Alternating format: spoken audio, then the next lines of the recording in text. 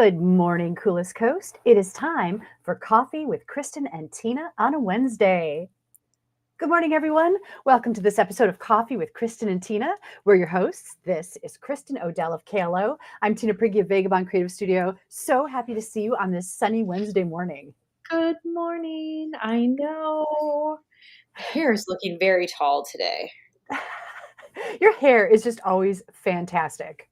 Do you think so? It feels very long today. So I feel like do you remember Coneheads from I Saturday Night do. Live? I do. That's how I feel today. Okay, I have a question. So my hair is really thin, and if I had my hair cut short like that, it would not stand up and perform and do anything similar to what yours is doing. Does it take a lot to achieve that? Is your hair thick and kind of naturally wants to do that? So here's a fun fact about my hair. My hair is thin and fine. So I don't have a lot of hair, and the hair that I do have is fine.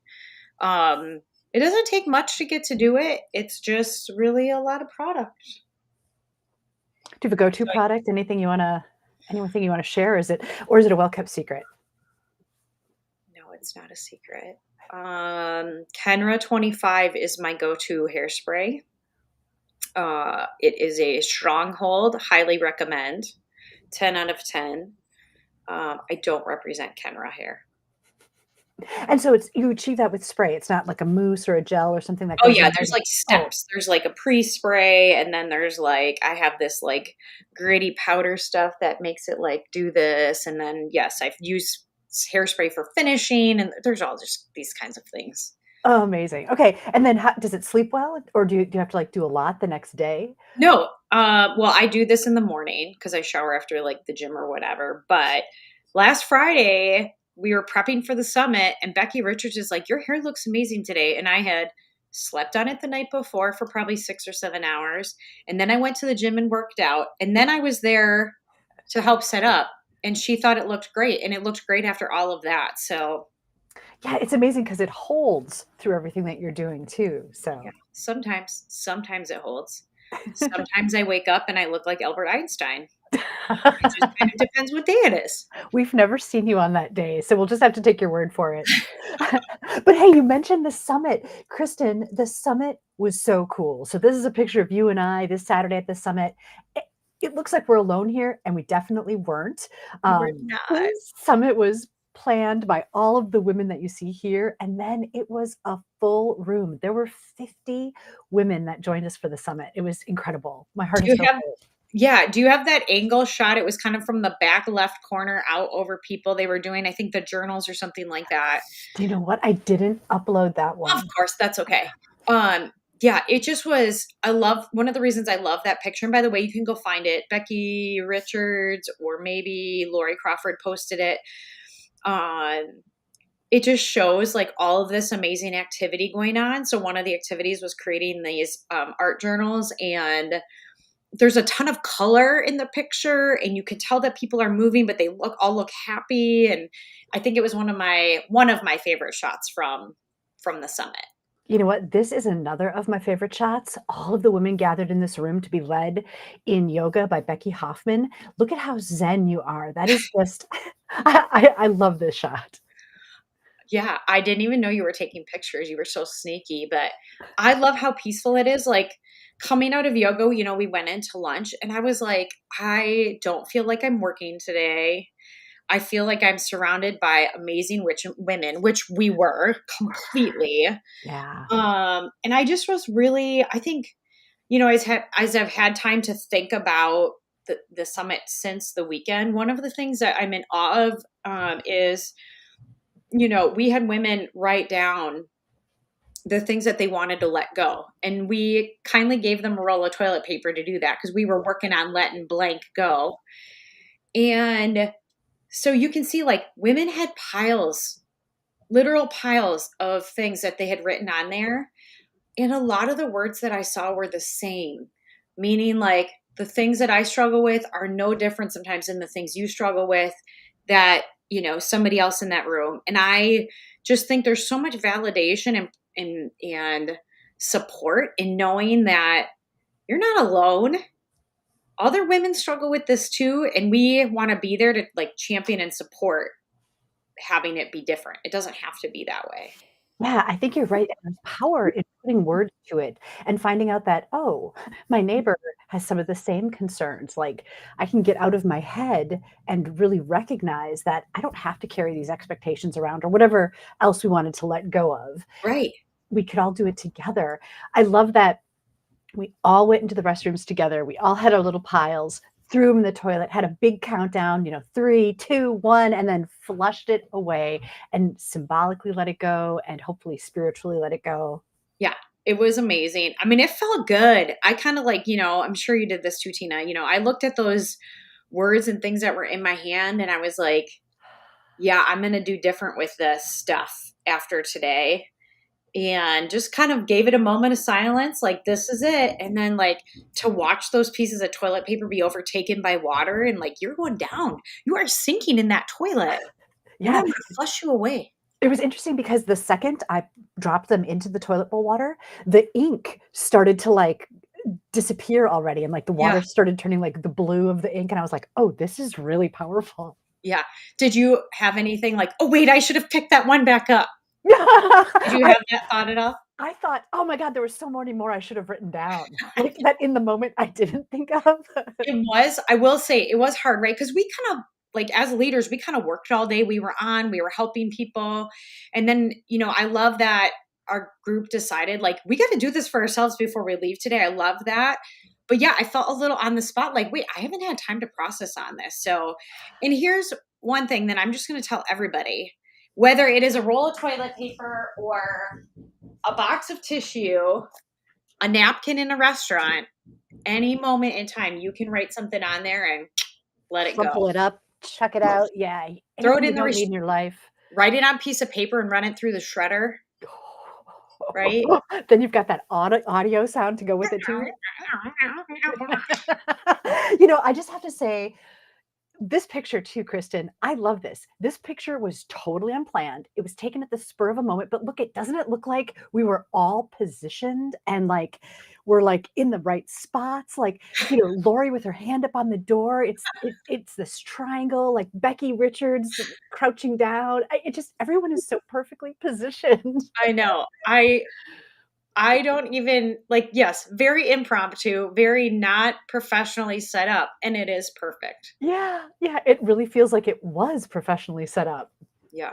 So I'm just excited to like kind of sit in the feedback that we got and that positive experience. Like Doug came home from work the other day and somebody at work, the husband works there. The husband came in and said to Doug, my wife was with Kristin on Saturday. She had an amazing time. I just wanted you to know. And so Doug came home and told me, right? Like the rippling from that event is still happening. And I just want to like, sit in the glory of it.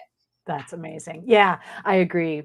Hey, Tim said he met the person that was responsible for orchestrating a simultaneous test flush of all the toilets at Miller Park before it opened to see if it would hold up to such an inevitability.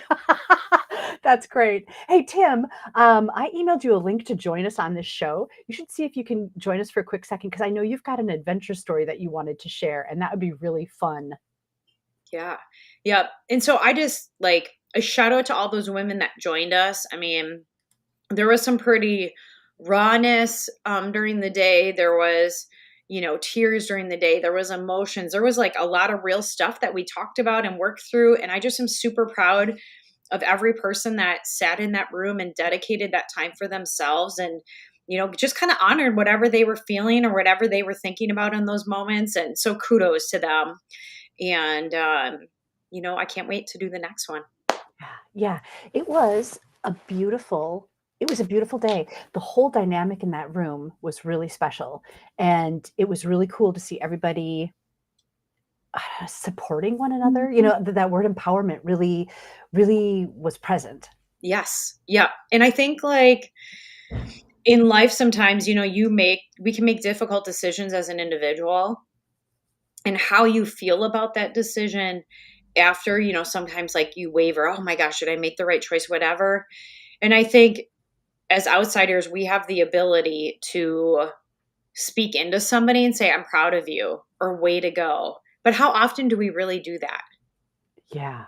Yeah. How often do we really stand up and support somebody in their decision, even if it's something we would never have done or something we don't understand, or maybe it's something we fundamentally disagree with? How do we do that and still be like, I want the best for you. I want you to be able to do what you're choosing to do. You know what I mean? And that reminds me, when you say all those things too, I love that you're supporting your girls to explore what they're interested in, what fills them up. And you recently, they had a show, and you sent me a picture of the show flowers, and look at how beautiful they are in bloom. I know. Yeah, these were like full-size tulips.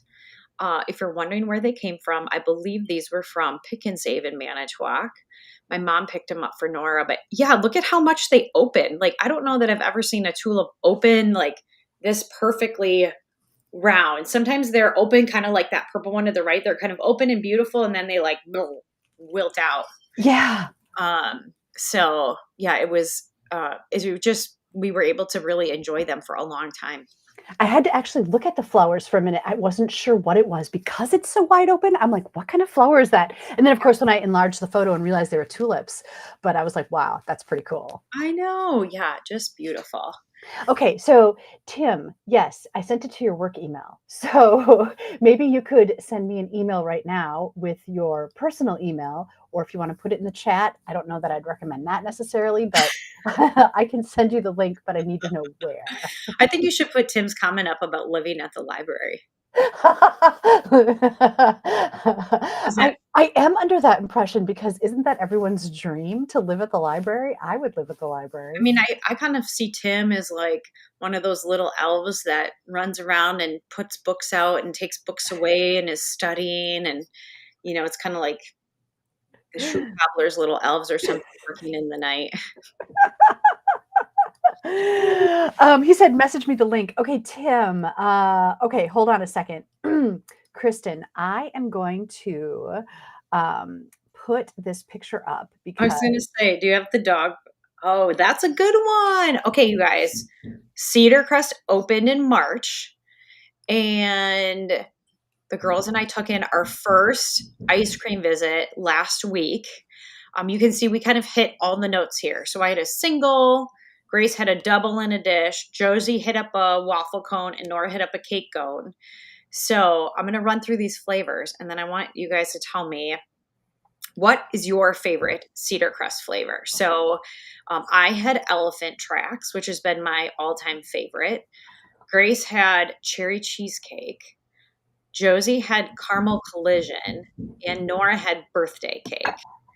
So, Tina, what I love about that, Kristin, go ahead. what's your favorite flavor? Well, my favorite flavor is usually midnight dark chocolate. That's like my go-to, but it was opening day, and what I chose was Elephant Tracks because I love Elephant Tracks. It is hard to narrow it down to one. Anything that has chocolate is typically high on my list, but Yeah, we are so much on the same wavelength. I love it. we are. We are. So, we've got a couple of other friends logging in here. So, Lori Crawford said mint chocolate chip.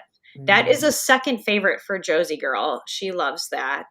And Lisa Strickland said coconut explosion. Another good one. I love that. If you love coconut, that's another good one. Yeah, we went the day after opening day, and Teek's favorite is Blue Moon. So he was all about the Blue Moon.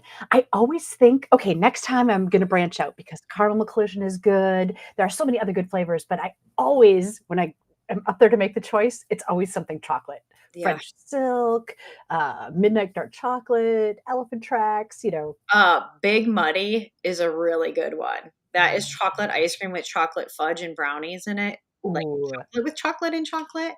Mary just said cookies and cream. That's like a classic. interesting. Nice. It's a classic. What would Jason pick?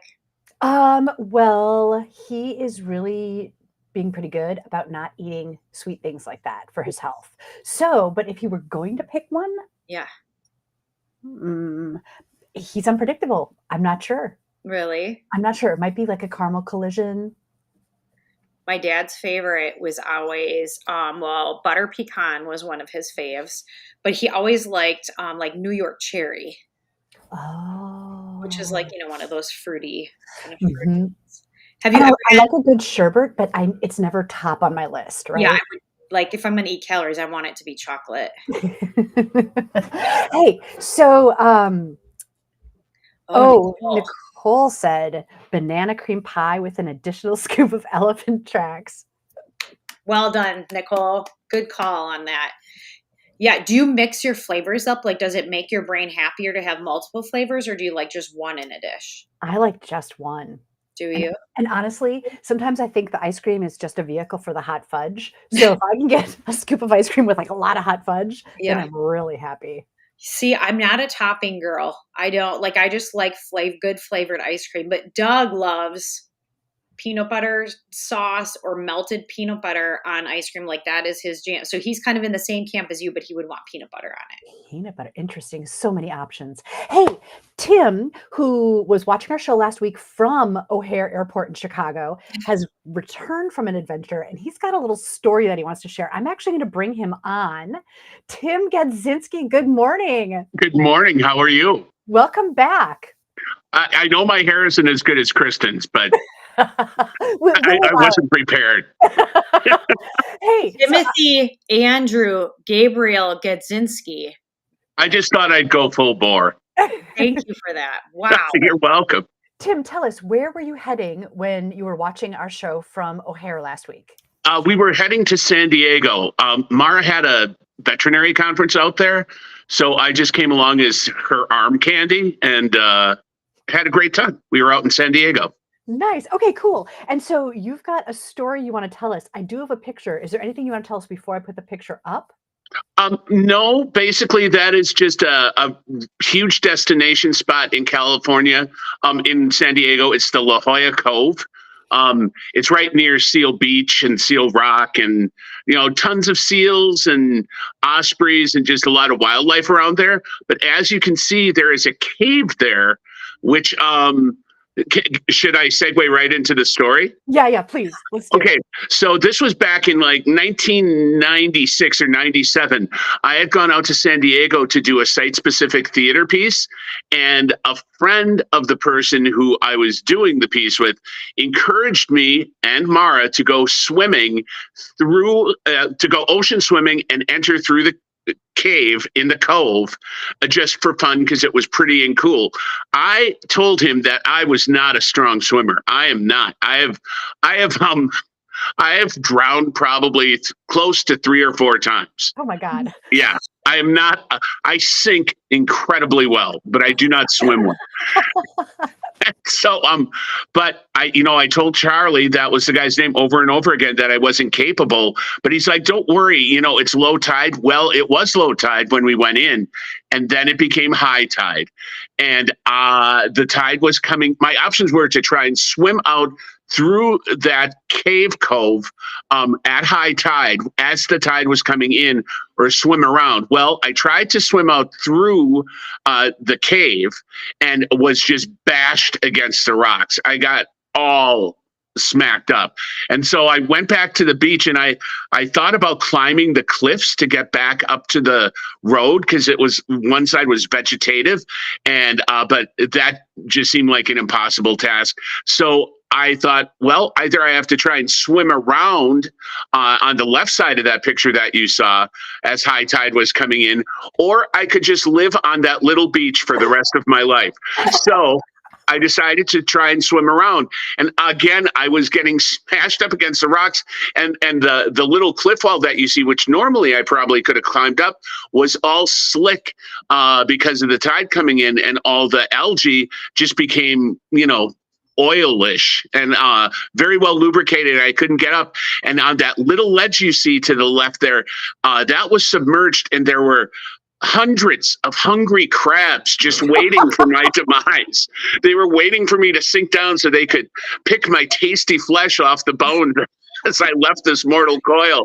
And I was really struggling, and some guy tried to help me up, and I wound up pulling him into the water, and he swam around. He was a good swimmer as opposed to me. And the final end of the story is that was when I was rescued by Baywatch in San Diego. But it wasn't, like a Pamela Anderson rescue from Baywatch. It was a very nice bald man named Bruce on a longboard that helped me get onto the longboard, and then we pedaled around the cove to the place where we had entered it, which had a path leading down to the water. And that is my story. And then I went and drank 2 or 3. There's this restaurant called the Brockton Villa, and I went and had 2 or 3 what they called Keith Richards, and that it's 4 shots of espresso and Mexican hot chocolate. And I was there doing a site-specific physical theater piece, and that night's rehearsal was really rough because I was still kind of seeping blood from being bashed against the rocks and bruised up. But that is my story of one of my greatest humiliations. That's terrifying. That is like literally a nightmare unfolding. It wasn't great, but I survived to tell the tale, and it is a beautiful spot. I just wish I would have either stuck to my guns or Charlie would have appreciated that I wasn't lying about not being a good swimmer. Do you think Charlie doesn't like you? Was he trying to bring upon your demise? It's possible, but years later we formed a band that actually got airplay in Southern California. So, if he hates me, it's on a real semi-supportive level. So, Tim, you just went and visited the spot again. Did you have heart palpitations looking down at this spot? Not anymore. For a couple years afterwards, it would make me nervous. But honestly, we're closing in on, 30 years since that happened. So now I just appreciate the nature. And I know enough not to go into the water down there, especially when it's close to the tides changing. So, and it's interesting because if you look at the little people that are on the top, that can kind of give you some perspective to swim around. It's not as short of a swim as you might think. No, and really, if the tides hadn't been changing, if it was just normal, oceanic activity, I probably could have, with it being the ocean and being saltwater, I probably could have, just dog paddled around. But there were just too many conflicting sources of nature coming at me at the same time. Did you have to contend with seals too? No, the seals were not, because they didn't want to get smashed against the rocks. They're smarter than me. They avoided the area during tide change. There were some birds that were swooping down occasionally, but my biggest memory is the crabs. Rather large crabs in a mass, all snapping towards me, as I was above them. At least that's my impression. They may not really have been snapping at me, but I was pretty sure they were. And was the water there too deep? Were your feet on the bottom, or did you have to keep supporting yourself the whole time? I had to keep supporting myself the whole time. Wow. Because if you bring the picture up, the water was up to, I would say, about, I don't know, maybe a foot under where that ledge is, because there's that low ledge, and that's where all the crabs were. And the water was about 4 feet higher, 4 or 5 feet higher than that. So, no, I couldn't settle down. So what's the takeaway? What's the warning you want to leave kids with today? If there's something that that isn't your strong suit, stick to your guns in not doing it. Know your limitations and then stick to the limitations, and don't let your friend, no matter how persuasive and how much PA sound equipment he owns, lure you into the water. It does always make me nervous traveling, right? We're used to the flora and the fauna and, the changes in the lake here. But when you travel, I'm always a little nervous about okay, what sort of bugs, what sort of animals, what's the water going to be like, right? You don't know, we don't have the daily experience with the tides and what the ocean's going to do. And you just confirmed so many things I already carried around with me. I mean, you sort of have that expectation of what water is going to do. What a large body of water is going to do, because Lake Michigan isn't a small, insignificant body of water, but it has very different rules than the larger ocean. So, it's good to actually know what's going on. It's safer, and that's why they have the guides, and they have tour groups, and they have Baywatch, obviously. Yep. Yeah. Have you seen Bruce since then? No, we just gave each other a firm pat on the fanny and went our separate ways. Tim, for No, our he was super nice. He was so supportive.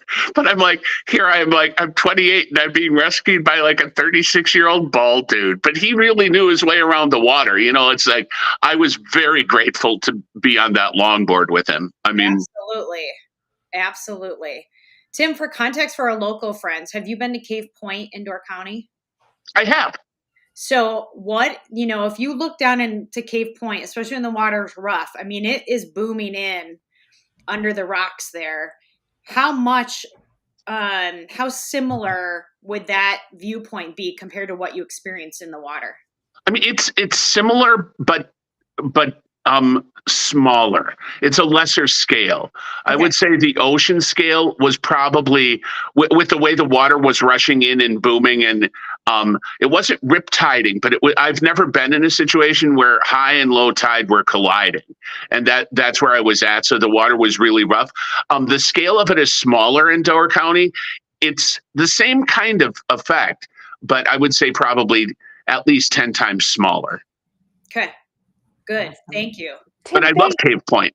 I'm not anti-nature. I'm just not a good swimmer. I mean, the first time I almost drowned was at the YMCA in Manitowoc here. And then another time was at like a swimming hole somewhere in the country. I know and I appreciate the water.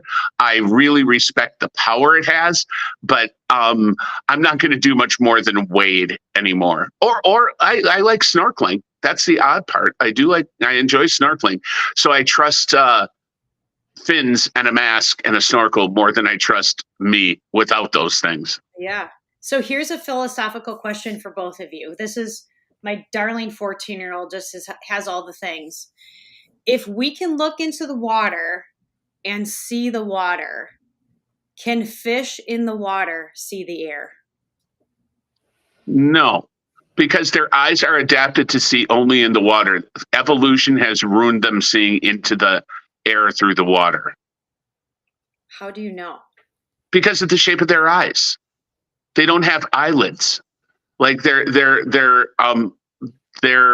eye lenses are convex and they don't cover. So if they leap out of the water, they are blinded by the light? I would assume so. I wish my wife, the veterinarian, was here and she could maybe answer authoritatively. I'm just chock full of opinions. I'm an opinion pinata. But what do you think? I do know that a lot of fish have poor eyesight.